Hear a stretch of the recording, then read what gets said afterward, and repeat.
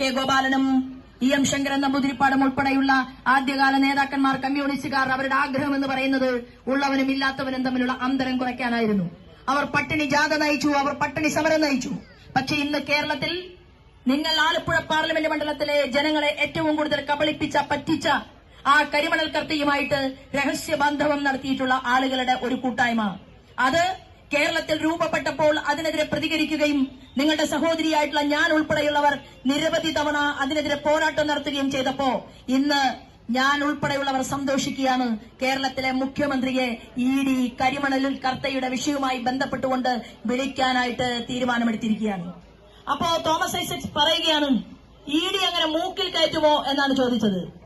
ഞാൻ പറയാൻ ആഗ്രഹിക്കുന്നു, സാറേ, നിങ്ങളുടെ കിഫ്ബി ബോണ്ട് പിന്നാലെ വരുന്നുണ്ട്. താങ്കൾ നടത്തിയിട്ടുള്ള അഴിമതിയുടെ കോടികളുടെ കണക്കും അതും ദേശീയ ഏജൻസി പരിശോധനയ്ക്ക് വിധേയമാക്കുന്നുണ്ട്. ഉപ്പ് തിന്നാൽ വെള്ളം കുടിക്കണം എന്നുള്ളതാണ്.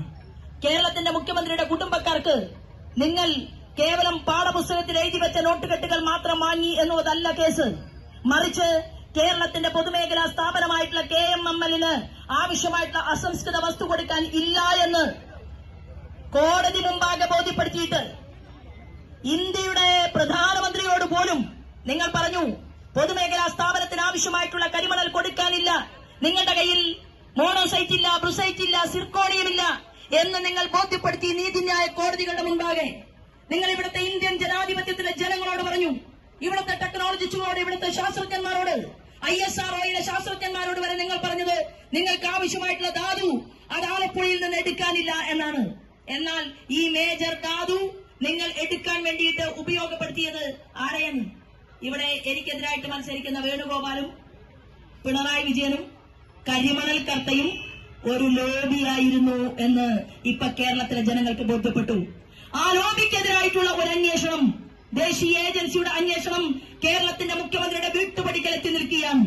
കരിവന്നൂരില് 78 വയസ്സ് കഴിഞ്ഞ ജോസഫ് ഏട്ടൻ പറയുകയാണ്, ഞാൻ 26 കൊല്ലം അത്യധ്വാനം ചെയ്ത് എന്റെ കുടുംബം സംരക്ഷിക്കാൻ വേണ്ടി ഞാൻ കരിവന്നൂരിലെ സഹകരണ സംഘത്തിൽ കൊണ്ടുപോയി നിക്ഷേപിച്ചിട്ടുള്ള ലക്ഷക്കണക്കിന് വരുന്ന തുക എന്ന് പറയുന്നത് അദ്ദേഹത്തിന്റെയും ഭാര്യ ഗവൺമെന്റ് സർവീസിലായിരുന്നു. അദ്ദേഹം ഒരു ഗവൺമെന്റ് ജീവനക്കാരനായിരുന്നു.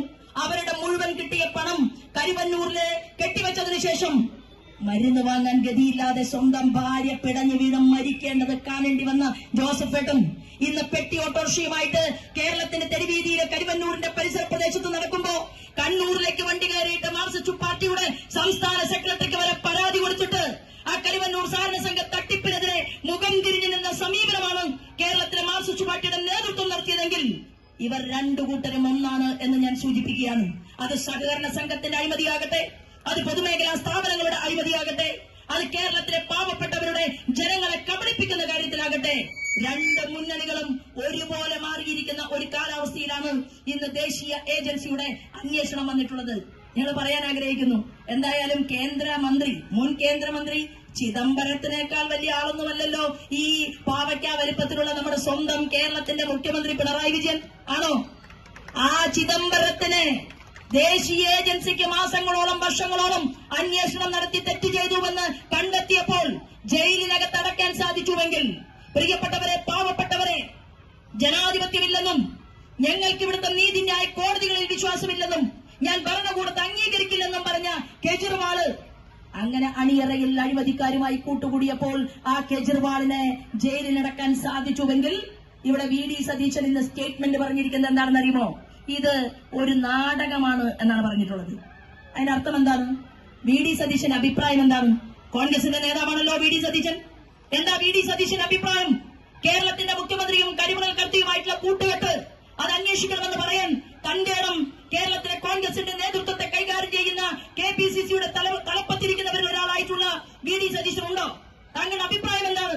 പിണറായി വിജയനെതിരെ ED നാടകം കളിക്കുന്നുവെന്ന് പറഞ്ഞാൽ അതിനർത്ഥം പിണറായി വിജയനെ സമാശ്വസിപ്പിക്കാനാണ് ഈ ഡയലോഗ് സതീശൻ പറഞ്ഞിട്ടുള്ളത്. ഒരു കാര്യം ഞങ്ങൾ പറയാൻ ആഗ്രഹിക്കുന്നു, സതീശന്റെ അഭിപ്രായം എന്താണ്? കേജ്രിവാളിനെ ജയിലിൽ അടച്ചതുപോലെ കേരളത്തിലെ പാവപ്പെട്ടവരെ തകർത്ത, ഇവിടുത്തെ സാമ്പത്തിക മേഖലയെ അധപ്പതനത്തിലേക്ക് എത്തിച്ച, ശ്രീലങ്കയേക്കാൾ പാകിസ്ഥാനേക്കാൾ അധപ്പതനത്തിലേക്ക് കേരളത്തിന്റെ സാമ്പത്തിക മേഖല കൂപ്പുകുത്തിച്ച, ഇവിടുത്തെ പട്ടിണിപ്പാവങ്ങളെ പിച്ചച്ചട്ടിയടിപ്പിച്ച, പെൻഷൻ തുക കൊടുക്കാൻ സാധിക്കാതിരുന്ന, ആലപ്പുഴയിലെ വണ്ടാനം മെഡിക്കൽ കോളേജിലെ പൂർണ്ണ ഗർഭിണിയായിട്ടുള്ള സ്ത്രീ അവളെ പ്രസവത്തിന് അഡ്മിറ്റ് ചെയ്ത് അവൾ ഗുളിക വാങ്ങാനും മരുന്ന് വാങ്ങാനും ചെല്ലുമ്പോ നിങ്ങൾ പുറത്തുപോയി മരുന്ന് വാങ്ങണമെന്ന് ആവശ്യപ്പെടുന്ന ഈ സാധാരണക്കാരനെ പാർശ്വവൽക്കരിക്കപ്പെടുന്ന ഈ കേരളത്തിന്റെ മുഖ്യമന്ത്രിയുടെ അഴിമതിക്കഥകൾ പുറത്തു വരണോ വേണ്ടയോ? സതീശൻ പറയണം. കെജ്രിവാളിനെ അറസ്റ്റ് ചെയ്തപ്പോ നിങ്ങൾ പ്രതികരിച്ചല്ലോ. വേണുഗോപാലിന്റെ അമ്മായിയുടെ മോനാണോ കെജ്രിവാൾ? അല്ലല്ലോ. പക്ഷെ എന്താ പ്രതികരിച്ചത്? ദേശീയ തലത്തിൽ നിങ്ങൾ ഒന്നാണ്, നിങ്ങൾ ഇന്ത്യ മുന്നണിയുടെ ആളുകളാണ്, നിങ്ങൾ എല്ലാവരും ഒരുമിച്ച് നിൽക്കുകയാണ്. രാജ്യസ്നേഹിയായിട്ടുള്ള നരേന്ദ്രമോദിയെ ഇല്ലാതെ ചെയ്യാൻ, അദ്ദേഹത്തെ മാറ്റി നിർത്താൻ ആഗ്രഹിച്ചുകൊണ്ട്, സ്വപ്നം കണ്ടുകൊണ്ട് ഒരു പ്രതിപക്ഷമെങ്കിലും വേണം എന്ന് ഇവർ ആഗ്രഹിക്കുന്നുണ്ട്. പക്ഷേ പ്രതിപക്ഷത്തിന് ശക്തിയില്ല. പ്രതിപക്ഷത്തിന് ശക്തി ഇല്ലാത്തത് എന്തുകൊണ്ടാണ്? ഇത്രയും കഴിവുകെട്ട ഒരു നേതാവ് കോൺഗ്രസിന്റെ തലപ്പത്ത് ഒരു 10 കൊല്ലം മുമ്പ് അടുത്ത കാലത്തൊന്നും ഉണ്ടായിട്ടില്ല. അതാണ് നിങ്ങൾക്കിപ്പോ കാണാൻ സാഹചര്യം കിട്ടിയിട്ടുള്ള വേണുഗോപാല്. ഈ വേണുഗോപാല് മാനം മര്യാദയ്ക്ക് രാഹുൽ ഗാന്ധിക്ക് 4 അക്ഷരം പറഞ്ഞു കൊടുത്തിരുന്നുവെങ്കിൽ ആ ചെറുപ്പക്കാരൻ ഇതിനേക്കാൾ എത്രയോ നന്നാകുമായിരുന്നു. ഇദ്ദേഹത്തിന്റെ ഗുണവ്യതിയാനം കൊണ്ടാണ് രാഹുൽ ഗാന്ധിക്ക് രാഷ്ട്രീയം ഒന്നും പറയാൻ അറിയാത്തത്. ഇവിടുത്തെ നല്ല പരിണിതപ്രജ്ഞനായിട്ടുള്ള കോൺഗ്രസിന്റെ നേതൃത്വത്തോട് ഞാൻ ചോദിക്കാൻ ആഗ്രഹിക്കുന്നു. കെജ്രിവാളിനെ അറസ്റ്റ് ചെയ്തപ്പോൾ പ്രതികരിച്ച വി ഡി സതീശനും ഇവിടുത്തെ കോൺഗ്രസിന്റെ നേതാക്കന്മാരോട് ഞാൻ ചോദിക്കാൻ ആഗ്രഹിക്കുകയാണ്. മുഖ്യമന്ത്രി പിണറായി വിജയനെ ഇഡി ചോദ്യം ചെയ്യുമ്പോ നിങ്ങളുടെ നിലപാട് എന്താണ്? നിങ്ങൾ ആരോടൊപ്പമാണ്? നിങ്ങൾ അഴിമതിക്കാരുടെ കൂടെയാണോ? ഈ ചോദ്യത്തിനാണ് കേരളത്തിലെ കോൺഗ്രസിന്റെ നേതൃത്വം മറുപടി പറയേണ്ടത്. നിങ്ങൾ ഒന്നാണ് എന്ന് പല കാര്യങ്ങളിലും ബോധ്യപ്പെട്ട ഒരു സാഹചര്യത്തിൽ നിങ്ങളൊന്ന് ഒരു ഭാഗത്ത് നിൽക്കണം. കെ.സി. വേണുഗോപാലിന്റെ ഫ്ലക്സ് വെച്ചാൽ മതി, അല്ലെങ്കിൽ ആരിഫിന്റെ വെക്കുക. രണ്ടുപേരുടെയും ഫ്ലക്സ് അടിക്കുന്നത് എന്തിനാണ്? നാട്ടുകാരുടെ പണം പിരിച്ച് ആ പണം ഉപയോഗിച്ചുകൊണ്ട് തെരഞ്ഞെടുപ്പ് പ്രവർത്തനം നടത്തി. ആരാ ഇവരുടെ പ്രധാനമന്ത്രി സ്ഥാനാർത്ഥി? ആരിഫിന്റെ പ്രധാനമന്ത്രി സ്ഥാനാർത്ഥി ആരാണ്? കെ.സി. വേണുഗോപാലിന്റെ പ്രധാനമന്ത്രി സ്ഥാനാർത്ഥി ആരാണ്? ഒരാളല്ലേ? ഡി രാജയുടെയും സീതാറാം യെച്ചൂരിയുടെയും രാഹുൽ ഗാന്ധിയുടെയും പിന്നെ തമിഴ്നാട്ടിലെ സ്റ്റാലിന്റെയും കൂടെ, രാഹുൽ ഗാന്ധിയുടെയും കൂടെ, രാഹുൽ ഗാന്ധിയുടെ ഉറയിലിട്ട വാള് ഊരി കൊടുക്കാൻ വേണ്ടി പോയത്, അങ്ങനെ അവിടെ പ്രദർശനം നടത്തി വാള് പ്രദർശിപ്പിച്ച പിണറായി വിജയനെ ഞാൻ നിങ്ങളുമൊക്കെ കണ്ടില്ലേ? മറന്നിട്ടില്ലല്ലോ നമ്മള്. നിങ്ങളെല്ലാവരും ഒന്നാണെങ്കിൽ പ്രിയപ്പെട്ടവരെ, ആലപ്പുഴയിലെ ജനങ്ങളെ, കേരളത്തിലെ ജനങ്ങളെ ഇവർ പറ്റിക്കുകയാണ്.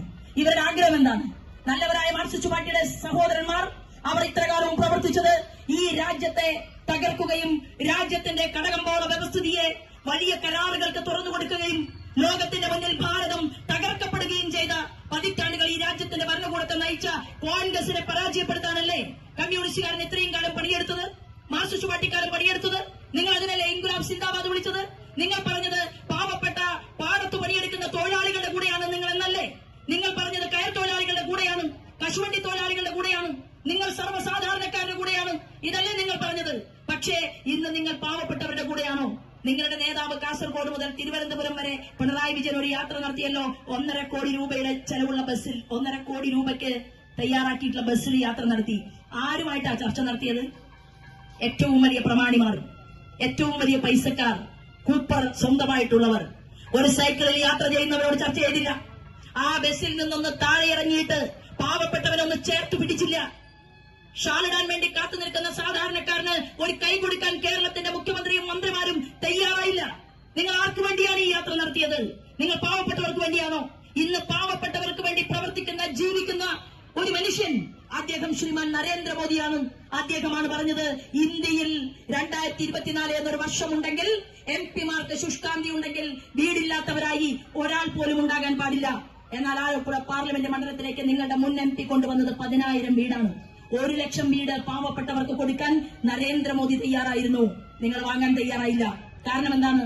മോദി കൊടുത്ത വീട്ടിൽ ഇവിടുത്തെ സഖാക്കന്മാർ കിടന്നുറങ്ങിയാൽ തെരഞ്ഞെടുപ്പ് വരുമ്പോൾ മോദിജി വിശ്വസിക്കുന്ന പാർട്ടിയിൽ താമര ചിഹ്നത്തിൽ വോട്ട് പോയാലോ എന്നുള്ള ചിന്ത കൊണ്ടാണ് നിങ്ങൾ പാവപ്പെട്ടവന്റെ മേൽക്കൂര പൊളിഞ്ഞു വീണിട്ടും അവന്റെ പെൺകുട്ടി ആത്മാഭിമാനം നഷ്ടപ്പെട്ടുകൊണ്ട് ഒരു കൂരയില്ലാതെ, ഒരു ടോയ്ലറ്റ് ഇല്ലാതെ, കുളിമുറിയില്ലാതെ, കിടന്നുറങ്ങാൻ അടച്ചുറപ്പുള്ള ഒരു വീടില്ലാതെ അവൾ നരകയാതന അനുഭവിച്ചിട്ടും നിങ്ങൾ പ്രധാനമന്ത്രി ആവാസ് യോജന പദ്ധതി അത് നിങ്ങൾ പാതി വഴിയിൽ ഉപേക്ഷിച്ചു. പ്രിയപ്പെട്ടവരെ, ഇന്ത്യയുടെ പ്രധാനമന്ത്രി സ്വച്ഛ് ഭാരത് പദ്ധതി കൊണ്ടുവന്നു. അതിവിടുത്തെ പെൺകുട്ടികൾക്ക് വേണ്ടി, അമ്മമാർക്ക് വേണ്ടി. ഇന്ത്യയുടെ പ്രധാനമന്ത്രി ആവാസ് യോജന പദ്ധതി മാത്രമല്ല, കിസാൻ സമ്മാൻ നിധി പദ്ധതി കൊണ്ടുവന്നു. കർഷകർക്ക് ആവശ്യമായിട്ടുള്ള പദ്ധതി. 5 ലക്ഷം രൂപയുടെ ആയുഷ്മാൻ ഭാരത് പദ്ധതി അത് കൊണ്ടുവന്നു.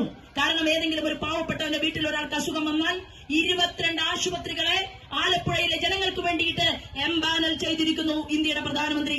2260 കോടി രൂപയുടെ വികസന പ്രവർത്തനം, അത് റോഡിന്റെ വികസന പ്രവർത്തനം നടത്തി. അതിന്റെ പേരിൽ വേണുഗോപാൽ ഫ്ലക്സ് വെച്ചിട്ടുണ്ട്. ആരിഫും ഫ്ലക്സ് വെച്ചിട്ടുണ്ട്. ആരാ കൊണ്ടുവന്നത്? അന്നത്തെ ഗതാഗത വകുപ്പ് മന്ത്രി ശ്രീമാൻ നിതിൻ ഗഡ്കരി. അദ്ദേഹം ആരാണ്? ഭാരതീയ ജനതാ പാർട്ടിയുടെ അഖിലേന്ത്യാ നേതാവും അദ്ദേഹം കേന്ദ്രത്തിന്റെ ഗതാഗത വകുപ്പിന്റെ മന്ത്രിയുമാണ്. അങ്ങനെ 3 ലക്ഷം കോടി രൂപയുടെ ഇൻഫ്രാസ്ട്രക്ചർ ഡെവലപ്മെന്റ് കേരളത്തിൽ കൊണ്ടുവരാൻ വേണ്ടി 20 കോറിഡോറുകൾ പ്രഖ്യാപിച്ചിട്ടുണ്ട്. എത്ര കോറിഡോറാണ് കേരളത്തിന്റെ മുഖ്യമന്ത്രിയും ഇവിടുത്തെ പ്രതിപക്ഷവും കൂടി കേരളത്തിന് വേണ്ടി ആവശ്യപ്പെട്ടത്, നിയമസഭയിൽ ചർച്ച ചെയ്തത്? ഈ പണം കോടിക്കണക്കിന് രൂപ നിങ്ങൾ വകമാറി ചിലവഴിച്ചില്ലേ? ആ കണക്കല്ലേ കേന്ദ്രത്തിന്റെ ഫിനാൻസ് മിനിസ്റ്റർ നിർമ്മല സീതാരാമൻ ചോദിച്ചത്? ആ കണക്ക് എവിടെ കേരളത്തിന്റെ മുഖ്യമന്ത്രി എന്ന്? മുഖ്യമന്ത്രി കണക്ക് പറഞ്ഞില്ല, ബാലഗോപാലിനെ ഏൽപ്പിച്ചു. ബാലഗോപാലൻ കണക്ക് പറയുമ്പോ 2 കുറവ്. തോമസ് ഐസക് കണക്ക് പറയുമ്പോ 1 കുറവ്. എന്താ ഈ 0-നൊന്നും വിലയില്ലേ? 0-ന് വിലയുണ്ട് മിസ്റ്റർ. ഈ കേന്ദ്ര ഗവൺമെന്റ് ശ്രീമാൻ നരേന്ദ്രമോദി പറയുകയാണ്, പാവപ്പെട്ടവന്റെ റേഷൻ അരി പോലും അനധികൃതമായി നഷ്ടപ്പെടുത്താൻ പാടില്ല എന്ന തീരുമാനമെടുത്തുകൊണ്ട് പാവപ്പെട്ടവരോടൊപ്പം ചേർന്ന് നിന്നുകൊണ്ട് രാജ്യത്തിന്റെ ഭരണകൂടത്തിന് നേതൃത്വം നൽകിക്കൊണ്ട് മുന്നോട്ട് പോകുന്ന ഒരു പ്രധാനമന്ത്രി നാട് ഭരിക്കുമ്പോ കണക്ക് ചോദിച്ചാൽ കൊടുക്കണം, കണക്ക് ചോദിച്ചാൽ കണക്ക് കൊടുത്താൽ ആവശ്യത്തിന് പണം ഇങ്ങോട്ടേക്ക് കിട്ടും എന്ന് പ്രഖ്യാപിച്ച ആ പ്രധാനമന്ത്രിയുടെ ഒപ്പം പാർലമെന്റിനകത്തിരിക്കാൻ ഞാൻ പോകണം എന്ന് ആഗ്രഹിക്കുമ്പോ ശോഭാ സുരേന്ദ്രൻ പോകണമെന്ന് ആലപ്പുഴ പാർലമെന്റിലെ ജനങ്ങൾ ആഗ്രഹിക്കുന്നു. കാരണം എന്താണെന്ന് അറിയുമോ? എനിക്ക് നരേന്ദ്രമോദിയെ നേരിട്ടറിയാം. അദ്ദേഹത്തിന് എന്റെ പേര് വിളിച്ചുകൊണ്ട് സംസാരിക്കാൻ സാധിക്കും. മാത്രവുമല്ല 8ഓളം സംസ്ഥാനങ്ങളുടെ ചുമതല ഏറ്റെടുത്തുകൊണ്ട് ഭാരതീയ ജനതാ പാർട്ടിയുടെ മെമ്പർഷിപ്പ് ഡ്രൈവിന്റെ കോ കൺവീനർ എന്നുള്ള രീതിയിൽ എനിക്ക് പ്രവർത്തിക്കാൻ സാധിച്ചിട്ടുണ്ട്. എന്റെ മുകളിൽ ചുമതല വഹിച്ച ആൾ മധ്യപ്രദേശിന്റെ മുൻ മുഖ്യമന്ത്രി ശിവരാജ് സിംഗ് ചൌഹാൻജി ആയിരുന്നു. ഓൾ ഇന്ത്യ പ്രസിഡന്റ് നദ്ദാജി ആ കമ്മിറ്റിയിലുണ്ടായിരുന്നു. ഞാൻ ചോദിക്കുന്നത് 3 മിനിറ്റോ 4 മിനിറ്റോ 5 മിനിറ്റോ പാർലമെന്റിനകത്ത് മാത്രം പോയിരുന്ന് സംസാരിക്കുന്നതിൽ ഉപരിയായിട്ട് കേന്ദ്രമന്ത്രിമാരുമായിട്ട് നമുക്ക് പരിചയമുണ്ട്. ഇന്നിപ്പോ നമ്മുടെ കൂടെ ഈ യാത്രയിൽ വന്നത് മഹാരാഷ്ട്രയുടെ എഡ്യൂക്കേഷൻ മിനിസ്റ്ററാണ്, വിദ്യാഭ്യാസ വകുപ്പ് മന്ത്രിയാണ്. എന്താ വിദ്യാഭ്യാസ വകുപ്പ് മന്ത്രിയെ വരുത്താൻ കാരണം? ഇനി അടുത്ത സ്റ്റേറ്റിൽ നിന്ന് വേറൊരു മന്ത്രി എന്റെ സുഹൃത്തിനെ ഞാൻ വരുത്തുന്നുണ്ട് വേറെ ദിവസം. എന്താ വരുത്താൻ കാരണം ആലപ്പുഴ പാർലമെന്റ് മണ്ഡലത്തിലെ പെൺകുട്ടികൾക്ക് ഞാനൊരു വാക്ക് കൊടുത്തിട്ടുണ്ട്. എന്താണെന്നറിയുമോ? ഒരു എംപിയും അല്ലെങ്കിൽ ഒരു തെരഞ്ഞെടുപ്പിൽ മത്സരിക്കുന്ന ഒരു സ്ഥാനാർത്ഥിയും പറയാത്ത ഒരു വിമൻ ഓറിയന്റഡ് പ്രകടന പത്രിക അത് ഞാൻ അവതരിപ്പിക്കുകയാണ്. നിങ്ങൾക്ക് പെൺകുട്ടികളെ ഇഷ്ടമല്ലേ? നിങ്ങളുടെ മകളെ ഇഷ്ടമാണ്, നിങ്ങളുടെ ഭാര്യയെ ഇഷ്ടമാണ്, നിങ്ങളുടെ അമ്മയെ ഇഷ്ടമാണ്, നിങ്ങളുടെ അയൽവക്കത്തെ പെൺകുഞ്ഞിനെ അവളുടെ വളർച്ച കാണണം, അത് നിങ്ങൾക്ക് താല്പര്യമുണ്ട്. അങ്ങനെയുള്ള സഹോദരന്മാർ എന്നോടൊപ്പം ചേർന്ന് നിൽക്കും എന്ന് ഞാൻ കരുതുന്നു. ഞാൻ പറഞ്ഞിട്ടുള്ളത് +2 കഴിഞ്ഞ് ഉടൻ തന്നെ നമ്മുടെ കുഞ്ഞുങ്ങളെ വിവാഹം കഴിച്ചു കൊടുക്കണ്ട എന്ന് തീരുമാനിക്കണം. അവരെ പഠിപ്പിക്കണം. അവർക്ക് 25,000 രൂപയുടെ സ്കോളർഷിപ്പ് കൊടുക്കുക എന്നുള്ള ഒരു ദൌത്യം ഏറ്റെടുത്തുകൊണ്ടാണ് ഞാൻ നിങ്ങളുടെ സഹോദരിയായിട്ട് പ്രകടന പത്രികയിൽ ഒരു കാര്യം ഉന്നയിച്ചിട്ടുള്ളത്. മറ്റൊന്ന്, പല വീടുകളിലും നമ്മൾ ചെന്നു, വീടുകളില്ല, വാടകയ്ക്ക് താമസിക്കുകയാണ്. അതുപോലും എപ്പോ ഇറക്കി വിടുമെന്നറിയില്ല. കൃത്യമായിട്ട് വാടക കൊടുക്കാൻ നിർവാഹമില്ല, തൊഴിലില്ല, കയർ വ്യവസായമില്ല, കശുവണ്ടി തൊഴിലാളികൾക്ക് ആവശ്യത്തിന് തൊഴിലില്ല. അപ്പോൾ ഞാൻ ഇവിടത്തെ ഈ ആലപ്പുഴ പാർലമെന്റ് മണ്ഡലത്തിലെ ജനങ്ങളോട് പറയുന്നത് 5 കൊല്ലം കൊണ്ട് ലോകത്തിന്റെ ശ്രദ്ധയിലേക്ക് ഈ ഭാരതത്തെ കൊണ്ടുവരാൻ ആരാധ്യനായ നരേന്ദ്രമോദിജിക്ക് സാധിച്ചിട്ടുണ്ടെങ്കിൽ നിങ്ങൾ എനിക്ക് 3 വർഷം തന്നാൽ മതി.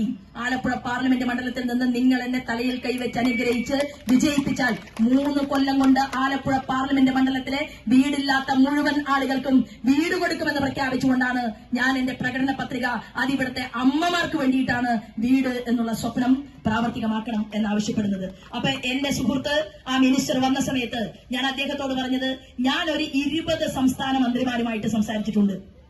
20 സംസ്ഥാന മന്ത്രിമാരുമായി സംസാരിച്ചിട്ടുണ്ട്. അവരുടെ സഹായം എനിക്ക് കിട്ടും എന്ന് ഉറപ്പുണ്ട്. അപ്പൊ പ്രധാനമന്ത്രി ആവാസ് യോജന പദ്ധതി പ്ലസ് അതത് സംസ്ഥാനങ്ങളിൽ നമുക്ക് പരിചയമുള്ള മന്ത്രിമാർ, മുഖ്യമന്ത്രിമാർ, 18ഓളം വരുന്ന യൂണിയൻ ടെറിട്ടറി ഉൾപ്പെടെയുള്ള സംസ്ഥാനങ്ങളുടെ മുഖ്യമന്ത്രിമാർ ഉൾപ്പെടെയുള്ളവരുടെ സഹായ സഹകരണവും കേന്ദ്ര മിനിസ്റ്റർമാരുടെ, ക്യാബിനറ്റ് മിനിസ്റ്റർമാരുടെ സഹായ സഹകരണത്തോടും കൂടിയിട്ട് ആലപ്പുഴ പാർലമെന്റ് മണ്ഡലത്തിലേക്ക് മുഴുവൻ വീടുകളും എത്തിക്കുക എന്നുള്ള ഒരു പ്രതിജ്ഞ അത് മനസ്സിൽ വെച്ചുകൊണ്ടാണ് ഞാൻ ഈ തെരഞ്ഞെടുപ്പ് പോരാട്ടത്തിന്റെ മുന്നിൽ നിൽക്കുന്നത്. അതോടൊപ്പം എനിക്ക് ഇവിടുത്തെ ജനാധിപത്യ വിശ്വാസികളോട് പറയാനുള്ളത്, സഖാക്കളും കോൺഗ്രസുകാരും എന്റെ പ്രസംഗം കേൾക്കുന്നുണ്ടെങ്കിൽ പ്രിയപ്പെട്ടവരെ, നിങ്ങൾ ഒരു കാര്യം മനസ്സിലാക്കേണ്ടത്, ഇന്ത്യയുടെ പ്രധാനമന്ത്രിക്ക് രാഷ്ട്രീയമില്ല. അദ്ദേഹം 300ഓളം വരുന്ന പദ്ധതികൾ രാജ്യത്തെ ജനങ്ങൾക്ക് വേണ്ടി കൊണ്ടുവന്നിരിക്കുകയാണ്. എന്തെല്ലാം പദ്ധതികൾ! അദ്ദേഹത്തിന് ഒരു രാഷ്ട്രീയമോ ജാതിയോ മതമോ ചിന്തയോ, അദ്ദേഹം പറഞ്ഞു, ഞാൻ സേവകനാണ്, ഞാൻ കാവൽക്കാരനാണ്, ഞാൻ നിങ്ങളോടൊപ്പം ഉണ്ടാകും, ഞാൻ നടത്തുന്ന വികസന പ്രവർത്തനങ്ങളോടൊപ്പം നിങ്ങളും ഉണ്ടാകണം എന്ന് പറഞ്ഞിട്ടുണ്ടെങ്കിൽ നല്ലവരായ കോൺഗ്രസുകാരും നല്ലവരായ മാർക്സിസ്റ്റ് പാർട്ടിയുടെ സുഹൃത്തുക്കളും നിങ്ങൾ എനിക്കൊരു അവസരം തരുമ്പോൾ ആലപ്പുഴ പാർലമെന്റ് മണ്ഡലത്തിന്റെ സമഗ്രമായ മേഖലകളെ കുറിച്ചും ആ പാർലമെന്റിനകത്ത് ചെന്നിരുന്ന് പറഞ്ഞ് സംസാരിച്ച് നമ്മൾക്ക് ആവശ്യമായിട്ടുള്ള ആനുകൂല്യങ്ങൾ വാങ്ങിക്കൊണ്ടുവരാം എന്ന് നിങ്ങളുടെ മുന്നിൽ വാക്ക് തന്നുകൊണ്ടാണ് ഞാൻ നിൽക്കുന്നത്. ആലപ്പുഴയ്ക്ക് വേറൊരു ചരിത്രം കൂടിയുണ്ട്. ആലപ്പുഴയിൽ ഭാരതീയ ജനതാ പാർട്ടിക്ക് കഴിഞ്ഞ പാർലമെന്റിന്റെ തൊട്ട് പാർലമെന്റിൽ ഉണ്ടായിരുന്ന 19,000 വോട്ടാണ്. അത് കഴിഞ്ഞതിന് തൊട്ട് മുന്നത്തെ പാർലമെന്റ് തെരഞ്ഞെടുപ്പിൽ 50,000 എത്തി. കഴിഞ്ഞ തെരഞ്ഞെടുപ്പിൽ അത് എത്രയായി? 1,80,000 അപ്പോ എത്രയും സ്പീഡിൽ ഭാരതീയ ജനതാ പാർട്ടിയുടെ വളർച്ച നടക്കുന്ന ഒരു പാർലമെന്റ് മണ്ഡലമാണ് ആലപ്പുഴ പാർലമെന്റ് മണ്ഡലം, നമ്മുടെ ആലപ്പുഴ ജില്ല. അതുകൊണ്ട് നിങ്ങളുടെ സഹോദരിയായിട്ടുള്ള എനിക്ക് ആളുകൾ തരുന്ന ഒരു സ്നേഹമുണ്ട്. ആ സ്നേഹം എന്താണ്? കഴിഞ്ഞ 30 വർഷം നിങ്ങളുടെ മകൾ വേദനിക്കപ്പെട്ടപ്പോ കേരളത്തിൽ ഏതെങ്കിലും തെരുവീതിയിൽ ഒരു പെൺകുട്ടിയുടെ മാനം നഷ്ടപ്പെട്ടിട്ടുണ്ടെങ്കിൽ ആ പെൺകുട്ടിയുടെ കുടുംബത്തോടൊപ്പം അവൾക്ക് വേണ്ടി നിതാന്തമായ പോരാട്ടത്തിൽ അവളുടെ ചേച്ചിയായിട്ടോ അമ്മയായിട്ടോ ഞാൻ ഉണ്ടായിരുന്നു. കേരളത്തിലെ അഴിമതിക്കാരായിട്ടുള്ള വലിയ വലിയ കെങ്കേമന്മാർ, ആ കെങ്കേമന്മാരുടെ മുന്നിൽ നിന്നുകൊണ്ട് എന്ത് നഷ്ടപ്പെട്ടാലും വേണ്ടില്ല, സമൂഹത്തിന് വേണ്ടി പ്രതികരിക്കണമെന്നുള്ള ആ ചിന്തയുമായിട്ട് ഞാൻ നിങ്ങളോടൊപ്പം ഉണ്ടായിരുന്നു. നിങ്ങൾ എന്നോടൊപ്പം കൈ തന്ന് ചേർന്ന് നിൽക്കുമ്പോൾ നമുക്ക് ഈ നാടിന്റെ വികസന പ്രവർത്തനങ്ങൾ പൂർത്തീകരിക്കപ്പെടാൻ വേണ്ടി കേന്ദ്രത്തിൽ നിന്ന് കിട്ടിയിട്ടുള്ള പദ്ധതികൾ ഇവിടേക്ക് ആവിഷ്കരിച്ചു കൊണ്ടുവരണം. നിങ്ങൾ തയ്യാറാണെങ്കിൽ ആലപ്പുഴയിലെ വണ്ടാനം മെഡിക്കൽ കോളേജിന്റെ മുന്നിൽ നിങ്ങൾ സമരം നടത്താൻ പോയാൽ ഞാൻ നാട്ടുകാരോട് പറയുകയാണ്, ഞാൻ നിങ്ങളോടൊപ്പം അവിടെ ഇരിക്കാൻ, നിരാഹാരം കിടക്കാൻ ഉണ്ടാകും. അവിടെ മരുന്നില്ല, അവിടെ രോഗികൾ വലയുകയാണ്. ഈ നാട്ടിലേക്ക് ആലപ്പുഴ മെഡിക്കൽ കോളേജിനെ സൂപ്പർ സ്പെഷ്യാലിറ്റി ഹോസ്പിറ്റലാക്കി ഉയർത്താൻ ബിജെപിക്കാരനായ അന്നത്തെ ക്യാബിനറ്റ് മിനിസ്റ്റർ ആയിട്ടുള്ള ശ്രീമാൻ നദ്ദ അനുവാദം തന്നു. ആ സൂപ്പർ സ്പെഷ്യാലിറ്റി ആശുപത്രിയിൽ ഇന്ന് ഗർഭിണികൾ ചെല്ലുമ്പോൾ പായും തലയണയും വീട്ടിൽ നിന്ന് കൊണ്ടുപോകണം, കിടക്കാൻ സ്ഥലമില്ല, വരാന്തയിൽ വിരിച്ചു കിടക്കുകയാണ്. ഇതാണ് ഇവിടുത്തെ സ്ഥിതി. പക്ഷേ പിണറായിയുടെ മകൾക്ക് ഇത് ബാധകമല്ല, ഭാര്യയ്ക്ക് ഇത് ബാധകമല്ല, മകനും കൊച്ചുമകനും ഇത് ബാധകമല്ല. പക്ഷെ സാധാരണക്കാരന്, പാവപ്പെട്ടവന്, അവന് ജീവിക്കാൻ നിർവാഹമില്ലാത്ത ഒരു അവസ്ഥാവിശേഷം ഈ കേരളത്തിന്റെ മണ്ണിൽ സൃഷ്ടിച്ചിട്ടുണ്ടെങ്കിൽ നിങ്ങൾ പോരാട്ടം നടത്തണം, നിങ്ങൾ മുന്നോട്ട് വരണം. നിങ്ങൾ കക്ഷിക്കും രാഷ്ട്രീയത്തിനും ജാതിമത ചിന്തകൾക്കും അതീതമായി കൊണ്ട് ഈ സമൂഹത്തിന്റെ മലീമസമായ അവസ്ഥക്കെതിരെ പോരാടാൻ നിങ്ങൾ തയ്യാറാണെങ്കിൽ നിങ്ങളുടെ സഹോദരിയായിട്ടുള്ള ഞാനുണ്ട് എന്ന് സൂചിപ്പിച്ചുകൊണ്ടാണ് ഈ തെരഞ്ഞെടുപ്പിന് മുന്നിൽ നിൽക്കുന്നത്. സ്ഥാനാർത്ഥി കൂടുതൽ സംസാരിക്കാൻ പാടില്ല, ചിരിക്കണം, അഭിനയിക്കണം, നല്ല രീതിയിൽ ആളുകളോട് എങ്ങനെയാണോ അവന്റെ വോട്ട് കവർന്നെടുക്കേണ്ടത് അതിനുള്ള എല്ലാ അഭ്യാസങ്ങളും അടവുകളും പയറ്റണം. എന്നിട്ട് പോയാൽ പിന്നെ ഒരു പൊടി പോലും ഇല്ല കണ്ടുപിടിക്കാൻ, അനിക്സ്പ്രയുടെ പരസ്യം പോലെയാകും. അതാണ് ഇവിടെ കാലാകാലങ്ങളായിട്ട് നടന്നുകൊണ്ടിരിക്കുന്നത്. 10 കൊല്ലം നിങ്ങൾ അവസരം കൊടുത്ത വേണുഗോപാലൻ കേന്ദ്രമന്ത്രിയായി. എന്താ ആലോചിച്ചത്? ദീർഘദർശിയാണ്. ആലോചിച്ചെന്താണെന്നറിയുമോ? എങ്ങനെയാണ് രാജസ്ഥാനിലെ ഏറ്റവും വലിയ കൊള്ളക്കാരനായിട്ടുള്ള കേന്ദ്രമന്ത്രി ശിശ്രാം ഓലയുമായിട്ട് കൂട്ടുകെട്ടുണ്ടാക്കുക, എങ്ങനെയാണ് ശിശ്രാം ഓലയ്ക്ക് ഖനനം നടത്താൻ വേണ്ടിയിട്ട് ആലപ്പുഴയിലെ കരിമണൽ കർത്തയെ സുഹൃത്താക്കി കൊടുക്കുക, എങ്ങനെയാണ് പാർട്ണർഷിപ്പ് ബിസിനസ് നടത്തുക. ഇതാണ് ദീർഘദർശിയായിട്ടുള്ള വേണുഗോപാൽ പരിശ്രമിച്ചതും വിജയിച്ചതും. കോടിക്കണക്കിന് രൂപ ദേശീയ ഏജൻസിന് മുൻപാകെ ഈ രേഖകളെല്ലാം നമ്മൾ കൈമാറിയിട്ടുണ്ട്. ഞാൻ പറയാൻ ആഗ്രഹിക്കുന്നു പ്രിയപ്പെട്ടവരെ, ഇനിയും ചതിക്കപ്പെടാതെ ഈ നാടിന്റെ വികസന പ്രവർത്തനങ്ങൾക്ക് വേണ്ടി നിങ്ങൾ ആഗ്രഹിക്കുന്നുവെങ്കിൽ നിങ്ങളിൽ ഒരാളായി ഞാൻ പ്രവർത്തിക്കും എന്ന് പറഞ്ഞുകൊണ്ട് എന്റെ തെരഞ്ഞെടുപ്പ് ചിഹ്നം താമരയാണ്. താമരയിൽ വോട്ട് നൽകി അനുഗ്രഹിച്ചയച്ചാൽ തീർച്ചയായിട്ടും അത് ആലപ്പുഴ പാർലമെന്റ് മണ്ഡലത്തിന്റെ വികസനത്തിന് വേണ്ടിയായിരിക്കും എന്ന് സൂചന നൽകിക്കൊണ്ട് ഞാൻ പറയുന്നത് ശരിയാണ് എന്ന് നിങ്ങൾക്ക് ഉത്തമ ബോധ്യമുണ്ടെങ്കിൽ എന്റെ തെരഞ്ഞെടുപ്പ് ചിഹ്നം താമരയാണ്. താമരയിൽ ഒരു വോട്ട് നൽകുക എന്ന് സൂചിപ്പിച്ചുകൊണ്ട് എന്നെ കണ്ടതിനും സ്വീകരിച്ചതിനും നന്ദി അറിയിച്ചതുകൊണ്ട് ഞാൻ എന്റെ വാക്കുകൾ നിർത്തുന്നു. i2i News, an eye for truth. i2i News subscribe ചെയ്തിട്ടില്ലാത്തവർ ഇപ്പോൾ തന്നെ സബ്സ്ക്രൈബ് ചെയ്യുക. നോട്ടിഫിക്കേഷൻ ലഭിക്കുവാൻ ബെൽ ബട്ടണും അമർത്തുക.